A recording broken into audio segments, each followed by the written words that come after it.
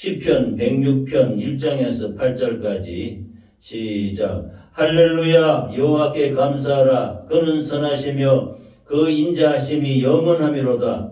네 능히 여호와의 능하신 사적을 전파하며 그 영예를 다 광포할고 공의를 지키는 자들과 항상 의를 행하는 자는 복이 있도다.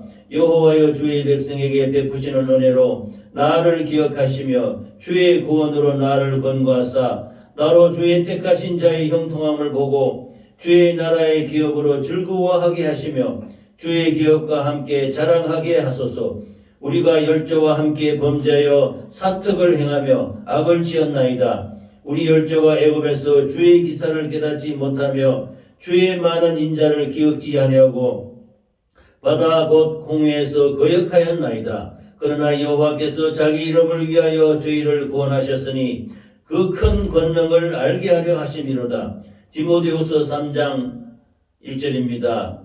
내가 이것을 알라. 말세에 고통하는 때가 이르리니 사람들은 자기를 사랑하며 돈을 사랑하며 자긍하며 교만하며 회방하며 부모를 거역하며 감사치 아니하며 거룩하지 아니하며 무정하며 원통함을 풀지 아니하며 참수하며 절제하지 못하며 사나우며 선한 것을 좋아하니하며 배반하여 팔며 조급하며 자고하며 쾌락을 사랑하기를 하나님 사랑하는 것보다 더하며 경건의 모양은 있으나 경건의 능력은 부인하는 자니 이 같은 자들에게서 내가 돌아서라. 아멘.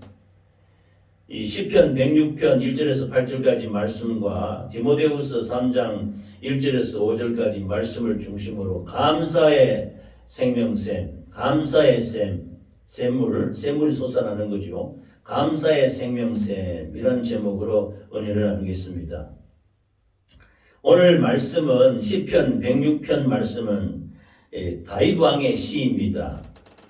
다윗은 이스라엘의 초대 왕으로서 그 인생을 살면서 여러 가지 파란만장한 많은 경험을 한 사람입니다. 다윗은 이새의 8번째 아들로서 사무엘 선지자가 하나님 앞에 이스라엘 백성들이 왕을 세워달라고 간청하는 바람에 그 이스라엘 12지파 가운데 선택해서 베냐민 지파의 사울이라는 사람을 왕으로 세웁니다. 그런데 사울 왕이 하나님 말씀을 순종하지 않고 그 제사를 자기 마음대로 드리고 해서 이 유명한 사무엘 선지자의 말이 있지요. 순종이 제사보다 낫고 듣는 것이 수양보다 기름보다 낫다. 이런 말씀을 하셨는데 이 사울 왕을 패하게 되는 것입니다. 그러면서 대신 그 이새의 8번째 아들인 다윗을 이스라엘 왕으로 세우는 것입니다. 그래서 이 다윗은 그 택함을 받아 기름 부음을 받고서 사울의 그 병기 잡는 자, 그 대장이 되어서 전쟁에 앞장서서 나가지만 그 이스라엘 백성들이 전쟁하고 돌아오는 다윗과 사울을 향하여 사울이 죽인 자는 천천히요 다윗은 만만이로다 이러면서 다윗 왕을 지켜 세우는 거예요. 그래서 이 질투가 많았던 이 사울 왕이 아주 마음속에 시기 질투가 일어나 그때부터 다윗을 죽이기로 마음을 먹고 있는 거예요. 그래서 다윗이 그때부터 온갖 고난이 시작되는 것입니다.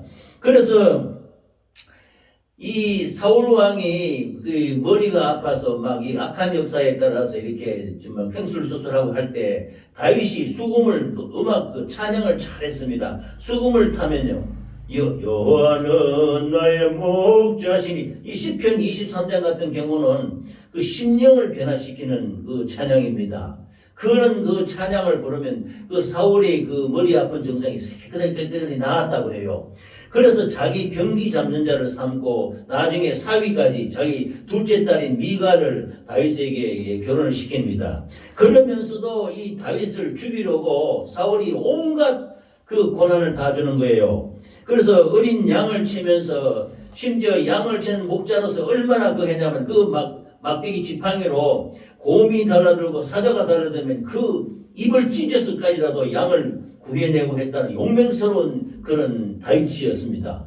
그래서 사무엘 선지자가 왕을 세우기 위해서 이새의 아들에게 갔을 때 첫째 아들을 보니까 엘리압이라고 아주 신체가 좋고 인물이 잘 생겼어. 그래서 사무엘이 이자가 하나님이 택한 왕이 같다 해가지고 기름을 바르겠다 이렇게 부게 타겠는데 하나님이 아니다.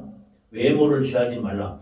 그래서 둘째 아들, 셋째 아들, 넷째 아들 다 했는데 전부 다 인물이 잘생기고 아주 잘생겼어. 다 아니라는 거예요. 그 일곱째 아들까지가 아니라. 그래 아들이 없어. 그래서 이세 보고 또 다른 아들이 없느냐 하니까 저 들판에 양을 치는 막내가 하나 있다. 데려오라. 데려오니까 얼굴이 붉고 빛이 나면서 눈이 반들반들 빛이 나고 아주 영특하게 생긴 다윗이었던 것입니다. 그래서 사무엘이 다윗의 머리에 기름을 발라서 예선하는 것입니다. 그런데 그 신앙적인 경험을 많이 하게 되는데요. 그래서 나중에 전쟁대에 나가서 그 조그마한 소년이 그 사울 왕과 대적하던 그 블레셋 군대의 골리앗 그 키가 2m 30이나 되는 어마어마한 거인을 물맷돌로 가지고 그 골리앗을 넘어뜨리는 것입니다. 그래서 골리앗의 머리를 베고 너는 창과 힘 그 칼로 내가 나오나 나는 만군의 여호와의 힘으로 이름으로 나간다. 예수 이름이죠. 만군의 여호와 이름으로 골리앗을 처단했던 것입니다. 그런 아주 용기 있고 아주 씩씩한 그런 장수였습니다. 또 그런 과정에서 늘 하나님께서 다윗과 함께 하셨다라고 합니다. 다윗이 어디든 가도 이기게 하셨다는 것입니다. 그래서 이 명성이 높아지고 아까 말한 대로 다윗은 만만이요 사울은 천천히라다 백성이 말하니까 사울이 시기에 나서 그때부터 다윗을 죽이려는 거예요. 그래서 사울 왕이 시기를 해서 온갖 도망다니면서 이쪽 골짜기 저쪽 골짜기 저쪽 광야 이쪽 동굴 온데다 숨으면서 도피하면서 숨어다니고 피해다니는 것입니다. 그래도 사울 왕을 죽일 수 있는 기회가 있었어도 다윗은 죽이지 않는 것입니다. 그 피해다니면서 이 시를 이렇게 찬양을 부르고 했던 것입니다. 할렐루야 여호와께 감사하라. 그는 선하시며 그 인자하심이 영원하미로다. 이 하나님을 찬양했던 것입니다. 그래서 찬양이 얼마나 좋은지 몰라요. 찬양은 우리 하나님을 영화롭게 하는 것입니다. 할렐루야. 그래서 내가 나의 평생에 나는 부족하고 미련한 자이지만 하나님께 그 조그마한 그래도 하나님이 재능을 주셔서 찬양할 수 있는 걸 주시니 얼마나 감사합니까? 그래서 찬양 드리는 것이 그야말로 하나님을 기쁘게 하는 것입니다. 나중에 말년에는요, 이 자기 아들 압살롬이라는 아들이 반역해가지고 다윗 왕이 쫓겨납니다. 그래서 왕자리를 뺏길 뻔했는데 그 역시 이 하나님께서 압살롬을 처단하고 다시 이스라엘 왕이 되는 것입니다. 수많은 대적으로부터 온갖 고난과 어려움을 당하는 가운데서도 죽음의 고난과 위기 가운데서도 하나님을 의지하고 나감으로 사망의 음침한 골짜기로 다닐지라도 해를 두려워하지 않을 것은 주께서 함께 하심이라. 다윗이 어디를 가시든지 하나님이 이기게 하시다. 그렇게 말하고 있는 것입니다. 그래서 기가 막힌 웅덩이에 빠질 뻔했어도 하나님이 건져냈다는 것입니다. 그걸 이 다윗은 이 시편 그 고백의 찬양시에 나오고 있는 것입니다. 그래서 이 다윗의 신앙이 얼마나 견고하겠습니까? 심지어 사울 왕을 죽일 수 있는 기회가 여러 번 있었는데도 내가 여호와 하나님으로부터 기름 부은 그 왕을 내가 죽일 수 없다. 그래서 안 죽입니다. 그래서 나중에 길보아산에서 블레셋과 전투할 때에 이 블레셋에 의해서 사울 왕이 죽습니다. 마지막 때가 가까울수록 사람들이 가지는 태도가 어떠한지 말해주고 있습니다. 감사치 않는다 그랬습니다. 다윗 왕은 그 기가 막힐 웅덩이에 빠져 있어도 감사했다는 것입니다. 그런 중에서도 감사하는 그 견고한 신앙이 오늘 추수감사절을 맞이해서 감사의 생명샘, 감사의 생명샘이 뭡니까? 우리 심령 가운데 성령이 우리 안에 계셔서 감사하는 마음이 우러나는데 이게 감사는 샘물과 같이 솟아나는 우리 자신이 되어야 된다는 말씀인 것입니다. 할렐루야. 그래서 하나님을 첫 번째 하나님이 깊이 알수록 감사하는 자로 살게 된다는 것입니다. 구약 성경에 백성들이 하나님을 감사하는 이유가 몇 가지 있는데요. 첫 번째는 하나님은 선하신 분이라는 것입니다. 그래서 본문 1절의 말씀에 여호와께 감사하라. 그는 선하시며 그 인자하심이 영원하미로도 하지 않았습니까? 하나님의 속성 가운데 제일 큰 속성이 하나님은 선하시다는 것입니다. 하나님은 선하고 자비하셔서 우리 피조물이 우리 인간, 미약한 우리를 은혜를 베푸는 것입니다. 불쌍히 여기신다는 것입니다. 시편 145장 9절에는 여호와께서는 만유를 선대하시며 그 지으신 모든 것에 긍휼을 베푸시는도다 이렇게 했고, 또 15절에는 중생의 눈이 주를 앙망하오니 주는 때를 따라 저에게 식물을 주시며 했고, 16절에는 손을 펴사 모든 생물의 소원을 만족해 하시나이다 이렇게 했습니다. 심지어 우리의 실수와 잘못과 죄악까지도 하나님은 용서하시고 보혈의 피로, 예수의 피로 씻으셔서 우리를 깨끗게 하시고 선으로 바꾸어 주시는 분이신 것입니다. 할렐루야. 다음은 우리가 감사되는 이유가 하나님은 인자하신 분이기 때문입니다. 인자란 말을 히브리 말로는 헤세드라고 전에 한번 말씀드렸습니다. 불쌍히 여기는 거. 그 1절에 그 인자하심이 영원하다 그래서 시편 23장 6, 제가 제일 좋아하는 시편 24장 6절에는 여호와는 나의 목자라 고백하며 나의 평생의 선하심과 인자하심이 정녕 나를 따르리니 내가 여호와의 집에 영원히 가리로다 이렇게 했습니다. 베드로전서 2장 3절에는 너희가 주의 인자하심을 맛보았으면 그리하라 라고 했고, 베드로 사도가 누굽니까? 한때는 예수님 앞에 나서서 주는 그리스도시요 살아계신 하나님의 아들이시나다 이렇게 용감하게 고백을 했습니다. 그러자 예수님은 했냐면 바요나 시몬아 네가 보겠도다. 이를 내게 알게 하는 혈육이 아니오 내 하나님 아버지시니라 말하면서 너를 이름을 베드로라 하라. 내가 이 반석 위에 교회를 세우리니 음부의 권세가 틈타지 못할 것이다 이렇게 말했습니다. 그만큼 베드로의 신앙 고백을 인정하고 베드로를 칭찬했는데, 나중에 한참 뒤에 예수님이 예루살렘 올라가서 그 장로와 서기관 대성의 모함을 받아서 내가 죽게 된다고 이래 하니까 그리하면 안 됩니다 하고 막 간했다 그래요. 말렸다는 겁니다. 그래서 예수님은 하면 사단아 물러가라. 내가 하나님이 이럴 생각이 아니고 사람이 이럴 생각하노다 하면서 야단도 쳤습니다. 그런 베드로가 그 예수님이 붙잡혀 가셔서 그 빌라도 법정에 있어서 고난받고 이럴 때 그 작은 비자 여종 앞에서 3번이나 부인하는 것입니다. 처절하게. 이 겁이 나거든. 나도 잡혀가면 어떻게 예수님 죽게 될까 싶어가지고. 그래서 내가 예수님을 모른다. 나중에 3번째는 저주하면서까지 내가 모른다. 이렇게 말하는 것입니다. 그래서 그 밖에 나가서 예수님 네가 나를 3번 부인하리라는 하나님 예수님의 말씀이 생각나서 통곡하는 것입니다. 주여 내가. 그래서 이 베드로는 그래도 회개하고 통곡하는 것이 이게 다행한 것이지요. 이제 가룟 유다는 예수님 팔고서도 자책은 했지만은 회개는 안 하는 것입니다. 그럼 우리는 어떤 일을 잘못했을 때 잘못했습니다 하고 깊이 뉘우치며 회개를 해야 되지, 자책하고 염려하고 후회하고 이렇게 해서는 안 되는 것입니다. 할렐루야. 그래서 나중에 베드로가 이게 예수님이 십자가에 돌아가시고 3일 만에 부활하시고는 다시 갈릴리로 제자들이 다 예수님이 돌아가셨다 해가지고 갈릴리 지방으로 다 자기 고향으로 돌아가 버렸어요. 고기 잡으러 가자 그러면서. 그럴 때 베드로를 다시 찾아옵니다. 찾아와서 요한복음에 보면은 베드로가 네가 베드로야 네가 나를 사랑하느냐? 내가 주를 사랑하는 줄 주께서 아시나이다. 내 양을 먹이라. 네가 나를 사랑하느냐? 네가 나를 사랑하느냐? 3번이나 묻는 거예요. 이 3번 묻는 게 뭡니까? 베드로가 그 빌라도 법정 앞에서 비자 앞에서 3번 너는 예수와 같은 당이다, 같은 패다, 같은 지방에 살았다 할 때 모른다, 아니다. 나는 저주할 맹세하기까지 나는 예수를 모른다. 3번 부인하는 것을 확인하기 위해서 네가 나를 사랑하냐, 네가 나를 사랑하냐, 네가 나를 사랑하냐 3번이나 물어봤던 것입니다. 내가 주를 사랑한 줄 주께서 아시나이다. 베드로는 나중에 복음의 말씀을 전하고 로마에 가서 나는 예수님 내 스승을 3번이나 부인했던 사람이다. 나는 십자가에서 바로 죽을 자격도 없다. 거꾸로 못 박혀 죽겠다. 이렇게 해서 십자가에 거꾸로 못 박혀 순교했다고 합니다. 이처럼 하나님은 인자하신 분인데 자기를 부인하는 자도 끝끝내 인자와 불쌍히 여기서 그들을 회개시켜서 하나님의 사람으로 만들고 있는 것입니다. 할렐루야. 이것이 헤세드, 인자라는 것입니다. 인자. 요한일서 4장 8절에 사랑하지 아니하는 자는 하나님을 알지 못하리니 이는 하나님의 사랑이심이라 라고 말했는데, 인자하신 하나님에 대한 것을 나타내고 있는 것입니다. 예수님 가운데 말씀 가운데 1만 달란트 빚진 자가 있지 않습니까?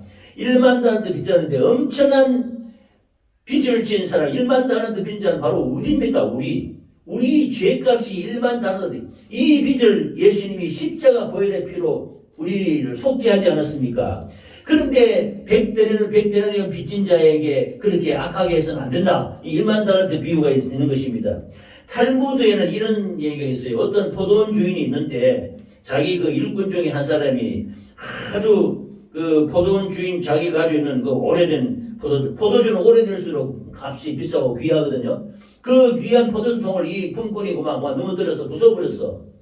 그러자 주인이 아주 화가 나가지고 그 품꾼을 법정에 고발했습니다. 고발해가 이놈이 우리 소중한 포도주통을 이렇게 탈을 내서 쏟아버렸기 때문에 손해배상을 청해야 되겠다 하고 판사에게 물러달라고 하니까 판사가 판결을 내리기를 당신의 일꾼은 마땅히 당신에게 손해배상을 해야 되는 법입니다. 그러나 당신은 부자고 또 일꾼은 가난하지 않소. 듣기에 당신은 하나님을 경외하는 분이라고 들었어. 그래서 오늘 나는 당신에게 법적으로는 그 품꾼을 강요해서 돈을 받아내고 변상하라고 할 수 있겠지만 당신이 하나님을 믿기 때문에 헤세드, 인자라는 것을 알고 있지 않느냐? 하나님은 불쌍히 여기는 인자를 베푸는 하나님이시다. 그러므로 그 인자에 따라 행동하기를 판단하는 바입니다. 라고 헤세드라는 말을 말하고 있는 것입니다. 그러자 그 부자도 헤세드로 인해서 그 일꾼을 용서했다는 얘기가 탈무드에 나와 있어요. 이게 하나님의 헤세드, 하나님의 인자를 하나님이 우리한테 베푸는 것도 헤세드지만 우리가 형제에게 베푸는 것이 헤세드라, 인자라는 것입니다. 이렇게 해서 하나님께 속죄를 받았으니 우리는 용서하는 것은 당연하다고 말씀하고 있는 것입니다. 그러므로 하나님은 인자하신 분이기 때문에 감사하는 것입니다. 세 번째는 다음으로 우리가 이 추수감사절을 맞이해서 감사하는 이유가 하나님은 영원하신 분이십니다. 하나님의 속성 가운데 영원성이 있습니다. 우리 인간은 아침 안개와 같다 그러지 않습니까? 또 우리 존재는 잠깐 동안 피었다가 시드는 풀의 꽃과 같은 존재라. 제가 아침 말씀드렸습니다. 아침 이슬과 같이 아침 안개와 같은 것이 우리 인생이라고 그랬지 않습니까? 우리의 인생이 70년 80년 살아가는 것이 순식간에 지나가니 날아가나이다. 순식간에 우리가 세월이 지나갔던 것입니다. 그러므로 우리는 영원하지 않습니다. 그러나 하나님은 영원하십니다. 그러면 우리는 어떠냐? 이 영원하신 하나님으로부터 예수 그리스도의 피로 말미암아 구원받았기 때문에 우리도 예수님과 더불어 죽고 예수님과 같이 살아나기 때문에 예수님의 생명으로 우리는 영원한 생명을 얻게 되는 것입니다. 그래서 우리의 인생은 육신의 인생은 70년 80년에 그치지만 우리의 영혼은 영원한 생명을 얻게 된다는 것입니다. 할렐루야. 그래서 시편 21장 3절 4절에 주의 아름다운 복으로 저를 영접하시고 정금 면류관을 그 머리에 씌우셨나이다. 저가 생명을 구하며 주께서 주셨으니 곧 영영한 장소로소이다. 우리가 영원토록 주님 앞에 영광을 돌리며 살 수 있다는 것입니다. 천국에 가서. 할렐루야. 그래서 저로 영영토록 지극한 복을 받게 하시며 주의 앞에서 기쁘고 즐겁게 하시나이다. 영생의 소원을 가지고 주님께 충성할 수 있게 하신 것입니다. 사도 바울은 고린도후서 4장 18절에 우리의 돌아보는 것은 보이는 것이 아니요 보이지 않는 것이니 보이는 것은 잠깐이요 보이지 않는 것은 영원함이라 라고 말씀하시면서 우리 하나님의 속성이 선하시고 인자하시고 영원하신 것을 알고 우리는 늘 감사하는 우리 모두가 되시기를 예수 이름으로 축원합니다. 아멘. 그리고 또 두 번째는 우리 성도 우리들은 우리 자신 속에 항상 이 하나님의 말씀의 생명, 은혜의 생명샘이 솟아나도록 생각과 관리를 잘 해야 됩니다. 우리의 처한 환경과 여건이 좋지 않아도 감사의 샘, 감사의 생명색이 마르게 해서는 안 되는 것입니다. 우리가 메마른 가슴이 되어서 이 말라버리면 안 되지요. 그 산속에 있는 이 옹달샘이 뭡니까? 옹달샘이 조그만하지만 물을 퍼내면 퍼낼수록 계속 신선한 물이 솟아나는 것입니다. 이게 생명샘, 옹달샘인 것입니다. 샘과 그 샘 주변을 깨끗이 오염되지 않도록 잘 관리해서 이게 관리하는 게 뭐냐? 우리는 감사하는 것입니다. 하나님께 생활 가운데 우리가 신앙생활이라 그러는데 이걸 반대로 하면 생활신앙이거든요. 생활신앙이 뭐냐? 우리가 이 일할 때도 감사, 저 일할 때도 감사, 늘 감사의 그 생명샘이 솟아나도록 감사의 말을 하면 그 생명샘이 솟아나는 것입니다. 할렐루야. 감사하는 우리 모두가 되시기를 예수 이름으로 축원합니다. 원망하고 불평하고 시기질투하면 쓴물이 나온다 그러잖아요. 하나님이 한 입으로 쓴물과 단물을 낼 수 없다 그러잖아요. 우리 입으로 한편으로는 감사하고 한편으로는 형제를 비난하면 이건 쓴물과 단물과 선물이 나오는 것이거든요. 그러므로 우리의 자신에게 있는 생명샘이 이 고갈되지 않고 풍성이 일어나게 하려면은 이걸 항상 감사하는 우리 생활신앙이 있어야 되는 것입니다. 할렐루야. 그래서 하나님이 우리를 구원하시기 위해서 독생자까지 희생하신 그 사랑을 주시느니 감사하는 우리 모두가 되시기를 예수 이름으로 축원합니다. 요한복음 13장 16절에는 하나님이 세상을 이처럼 사랑하사 독생자를 주셨으니 이는 저를 믿는 자마다 멸망치 않고 영생을 얻게 하려 하심이니라. 하나님이 이 아들을 세상에 보내신 것은 세상을 심판하려 하심이 아니요 저로 말미암아 세상이 구원을 받게 하려 하심이라고 했습니다. 예수님의 이 십자가의 사랑, 십자가의 도, 이 한 가지만으로 우리는 감사가 충만합니다. 이 감사가 우리 심령 속에 끊임없이 일어나서 이 생명샘이 계속 마르지 않고 솟아나시기를 예수 이름으로 축원합니다. 아멘. 에베소서 2장 8절에 보면은 너희가 그 은혜로 인하여 믿음으로 말미암아 구원을 얻었나니 이것이 너희에게서 난 것이 아니요 하나님의 선물이라고 했습니다. 믿음은 선물입니다. 우리가 하나님을 믿고 하나님을 찬양하고 하나님께 감사하는 것은 전부 믿음입니다. 믿음으로 순간순간 우리 생활 가운데서 범사에 감사하는 성도가 되시기를 예수 이름으로 축원합니다. 세 번째는 우리 감사의 샘, 감사의 생명성이 많으면 영적 고갈이 오고 심판에 이르게 된다고 했습니다. 이 앞절에 제일 초창에 말씀드렸던 그 디모데후서 3장 1절에 보면은 이것을 알라 말세에 고통한 때가 이르리니 그래서 19가지 죄각이 나와요.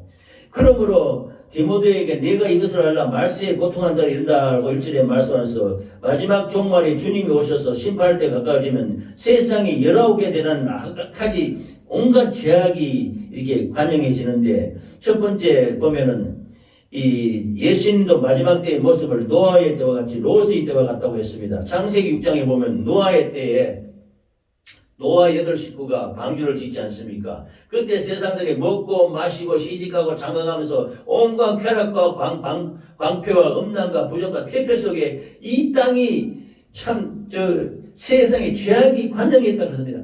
가득 찼단 말입니다. 그래서 하나님이 용서하지 않는 거예요. 그래서 이들을 다 없애버리겠다 합니다. 노아의 식구 8식구는 노아로 말미암아 의롭가 되어서 그들을 구원하는 것입니다.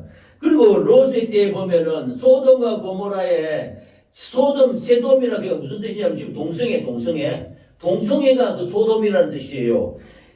그 당시에 이렇게 악한 역사가 일어났던 소돔과 고모라도 이 하늘에서 불이 떨어져서 왕불이 떨어져서 망하며 마는 것입니다. 그래서 계시록 18장 5절에는 그 죄가 하늘에 사붙였다 그랬습니다. 이 마지막 때에 이 생명샘이 마르면은 이런 악한 역사가 일어나서 영적 고갈이 오고 하나님의 심판에 이르게 된다는 것입니다. 그래서 그 죄악을 하나씩 살펴보면은 첫째 사람들은 자기를 사랑한다 그랬습니다.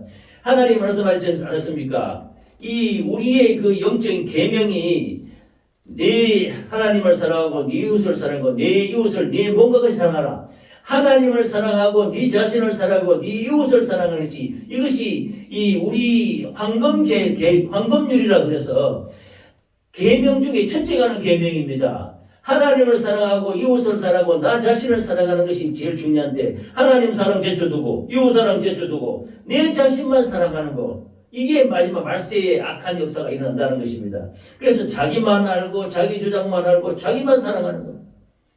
교회를 세워서 수많은 영혼을 살리라 하는데 우리가 하는 것은 우리 사랑하는 것만 이웃을 사랑하는 것이 아닙니까? 이웃을 사랑하고 베풀고 나누는 것이 하나님을 사랑하는 것입니다. 자기만 사랑해서는 안 되는 것입니다. 두 번째는 사람들은 돈을 사랑한다고 그랬습니다. 디모데전서 6장에 보면 돈을 사랑하면 일망을 하게 뿌리라고 말했습니다. 돈은 좋다 나쁘다고 말할 수가 없습니다. 하나님은 뭐라고 했냐면 돈은 불의하다 그랬습니다. 돈은 의의가 없다는 말입니다.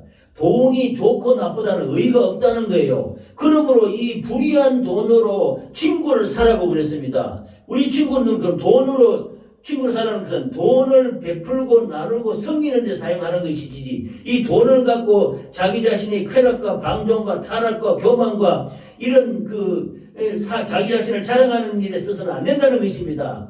그래서 돈을 사랑하는 것이 일만하게 뿌리다 그랬습니다. 돈을 좋은 일에 쓰라는 것입니다. 하나님 아버지 나라의 일을 위해서, 하나님의 영역의 확장을 위해서 사용하는 것이 돈인 것입니다. 그런데 마지막 때는 돈을 사랑한다는 것이죠. 다음은 사람들은 자랑하며 교만하며 비방한다고 말했습니다. 자기 중심의 사람은 남을 비방하고 자기를 높이고 자기 자랑과 사랑 도취에 빠져 살아가는 모습입니다. 이것이 교만이 하나님이 제일 싫어하는 죄입니다. 우리가 회개의 역사 하는데 보면 첫째 죄가 교만이에요. 사람이 범하기 쉬운 제일 큰 먼저 죄가 교만입니다. 하나님 앞에 교만해서 하나님을 인정하지 않고 하나님을 대적하고 이렇게 하는 것이 가장 무서운 죄악인 것입니다. 우리 성도들은 겸손해야 돼요. 첫 번째도 겸손, 두 번째도 겸손, 세 번째도 겸손해야 됩니다. 다윗이 왜 하나님의 마음에 합한 자가 된 줄 압니까? 겸손했다네, 겸손. 하나님 앞에 절대적으로 자기를 낮춘 거예요. 그래서 다윗을 하나님은 내 마음에 맞는 자라고 하지 않았습니까?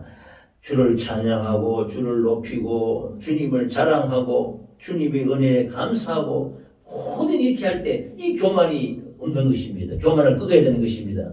사도 바울은 나의 나 된 것은 하나님의 은혜라고 하면서 겸손하게 주님을 높였던 것입니다. 그러므로 자랑하며 교만하며 비방하는 것은 마지막 때의 악한 역사인 것입니다. 또 사람들은 부모를 거역한다고 했습니다. 인간이 죄의 늪에 빠지면 부모나 남에게 받은 은혜, 사랑은 곧 잊어버리고 대신 부모나 남이 내게 상처 준 일과 억울한 일, 이런 것을 잊지 않고 용서하지 않고 보복하려 합니다. 이 보복의 심리가요, 아주 무서운 것이에요. 저가 나에게 행한 대로 내게 합니다. 우리 마음에 꼭 그런 게 있어요. 상대방이 나를 괴롭히면 나를 또 그렇게 하려는 그런 의식이 있습니다. 그러면 이것은 하나님이 좋아하지 않습니다. 그래서 1만 달한테 빚진 자가 100대 내는 동관액을 농사하지 않는 것과 같이 하나님으로부터 1만 달한테 속죄를 받은 우리가 형제를 사랑하지 못하고 거역한다는 것은 참 이거는 올바르지 못한 것입니다. 그래서 성경에 악인에게는 평강이 없다 이렇게 말씀하고 있는 것입니다. 다음은 사람들은 감사하지 아니고 거룩하지 아니한다고 했습니다. 하나님을 떠나 있으나 모든 것을 주시는 하나님께 대한 감사가 사라지고 부모나 선한 이웃이 베푼 사랑을 잊게 되고 감사가 사라지고, 그래서 아까 제가 지금 말씀드리는 탕자와 같이 하나님이 그 감사한 줄 모르고 떠나는 거예요. 내 거 달라는 거예요. 내가 갖고 내 먹고 내가 살아보겠다. 망하는 것입니다. 세상에 나서 사랑방탕 살다가 죽을 지경이 돼서 돌아오게 되니 그게 무슨 처참한 몰골입니까? 우리는 이런 감사를 망각하지 않는 우리 모두가 되시기를 예수 이름으로 축원합니다. 다음으로는 무정하며 원통함을 풀지 않는다고 했습니다. 다른 사람을 불쌍히 여기지 않는다는 거예요. 그런 마음이 없고 원통함을, 다른 사람이 나한테 조금 좀 해롭게 한 거, 좀 이렇게 한 거, 이런 것을 풀지 아니하고 원한을 품고 살다가 큰 죄악을 저지르게 된다는 것입니다. 무정하고 무자비한 것은 이 회개 기도문에도 이 16번째가 나오는데요. 참 무정한 거, 다른 사람이 조금만 내한테 미워하고 이렇게 했던 거 다 용서해 주지 못하고 무정하고 무자비한 것은 참 이거는 하나님 앞에 올바르지 못한 것입니다. 그러므로 불쌍히 여기는 마음, 헤세드, 인자한 마음, 이것이 절대적으로 필요한 것입니다. 할렐루야. 우리 하나님이 우리를 불쌍히 여기지 않았다면 우리는 살아남지 못하지요. 예수님이 십자가에 피 흘려 왜 죽습니까? 우리를 불쌍히 여기니까 죽는 겁니다. 하나님의 긍휼하심과 인자하심으로 하나님은 자기를 죽게 하는 것입니다. 하나님 아버지의 사랑이 십자가에서 죽게 했다고 하지 않습니까? 사랑이 아니면은 죽을 수가 없습니다. 사랑이 아니면은 원통함을 풀 수가 없는 것입니다. 그래서 또 모함하며 절제하지 못하며 살아오며 선한 것을 좋아 아니한다고 했습니다. 남을 무너뜨리기 위해서 참 무고하게 일러 바치고 고자질하고 참수하고 비난하고, 이게 모함하고 참수하는 거 아닙니까? 지금 한번 보십시오. 세상을 보면요, 전부 다른 사람을 미워하고 정죄하고 판단하고 이 정치, 경제, 사회, 문화, 교육, 국방, 예술에 보면은 남을 칭찬하고 남을 북돋아주고 남을 위로해주고 격려해주는 것이 어디 있습니까? 전부 상대방을 깎아내리고 미워하고 판단하고 비판하고 비난하고 욕하고 이런 그만 칼이지. 정말로 불쌍히 여겨서서 이렇게 상대방을 이해해주고 존경하고 관용하고 대접하고 하는 이런 것은 우리가 보기가 힘든 것입니다. 그러나 하나님은 이렇게 모함하지 말고 절제하지 말고 사놓지 말고 선한 것을 좋아하지 말고 하나님의 선한 것을 기뻐하라고 말씀하고 있는 것입니다. 할렐루야. 지금까지 말씀드린 이것 이외에도 그래서 우리 지금 사람들이 보면 이 육신으로는 참 과학 문명이 발전되고 우리나라가 잘 살게 되지 않았습니까? 단군역 이래로 역사에 5천년 우리 역사 이래로 지금처럼 잘 살게 된 시대가 없다고 합니다. 얼마나 잘 살게 육신적으로. 그러니까 영적으로 고관함을 갈급함을 아쉽게 생각하지 않는 것입니다. 이렇게 간절하게 주의 전 나라에 참 이렇게 잔치를 베풀고 오라고 하나님 말씀 들고 오래도 안 옵니다. 그러면 우리가 계속 이렇게 기도하고 해야 되겠지요. 이거 왜냐하면 영적인 고갈을 그걸 걱정하지 않는 것입니다. 육신이 배불러지고 육신이 편안하고 육신이 쾌락을 광종을 누리면은 그로 그치고 절대로 이게 함부로 관용을 베푸지 않는 것입니다. 우리는 용서하고 관용하는 믿음의 사람이 되어야 될 줄 믿습니다. 그래서 우리가 지금 이 사람들이 보면은 뭐 광패하고 믿음이 없는 사람은 아니지만은 한 짐승 같은 사람이라고 하는 것입니다. 지금 세대가 육신으로 살아가는 세대다 이 말입니다. 그래서 우리는 이런 모함하고 절제하고 사나우며 비난하고 무자비한 이런 어떤 행위는 하지 않아야 되는 것입니다. 그 다음에 배신하고 조급하며 자만하며 쾌락을 사랑한다고 했습니다. 자기를 하나님 사랑함보다 더하며 경건의 모양이 있으나 경건의 능력을 부인하는 자들이 될 것이라고 말하는 것입니다. 경건의 모양이 있다고 교회에는 열심히 나와 또 믿느라고 해. 그러나 모양 능력은 없어. 우리 자신에게도 해당되는 말이 되지 않습니까? 경건의 모양이 있지만 경건의 능력이 있어야 되는 거예요. 내 자신을 철서 하나님 앞에 복종시키고 하나님의 말씀에 경고의 빛을 써서 하나님께 영광 돌리는 우리 모두가 되어야 될 줄 믿습니다. 할렐루야. 오늘 우리 추수감사절을 맞이해서 우리 모두 우리 심령 속에 감사의 생명샘이 감사의 샘이 계속 표내도 마르지 않도록 이 감사의 샘이 가득하시기를 예수 이름으로 축원합니다. 그래서 하나님을 깊이 할수록 감사하게 바르게 사는 것이고 늘 감사의 샘이 솟아나도록 준비해야 되는 것입니다. 감사의 샘, 생명샘이 마르면 영적 고갈이 오게 되고 심판에 이르게 되는 것입니다. 우리는 첫째도 감사, 둘째도 감사, 셋째도 감사는 우리 모두가 되시기를. 그래서 영원토록 하나님이 주시는 그 공급하는 성령의 능력의 생명샘이 우리 심령 속에 충만해서 우리 입술이 생명샘을 말하는 귀한 입술이 되시기를 예수 이름으로 축원합니다. 아멘.